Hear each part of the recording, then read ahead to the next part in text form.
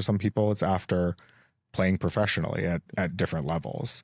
And when your whole identity from fifth grade is really wrapped up in a skill that you have, but you don't necessarily pursue it for one reason or another, there's a whole new world that you have to look to explore. Yeah. What was that like for you when you realized that you weren't going to be playing football anymore and you had to almost rediscover yourself? Yeah. Figuring out who I was after football was probably one of the hardest things, and I'm still doing it to this day, and I think I'll continue to do it because I think we evolve as we grow and everything. But my head coach, I went in to him whenever I kind of decided to do the medical retirement, and he said to me, he said, "What are you passionate about?" And I said, "Fashion, lifestyle, and traveling." And he said, "Then do it and do it the best you can."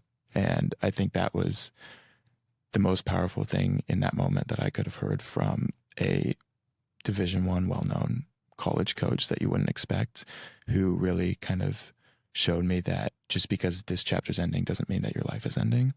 And whether I enjoyed football or not, it was still, when somebody would say, "What do you do?" I would say, "Oh, I play football in college," or "I play football in high school." And then afterwards I would get asked the question. I would just kind of sit there for a few seconds and wonder, like, what do I do? And getting to a point where you know what to say is probably the hardest thing.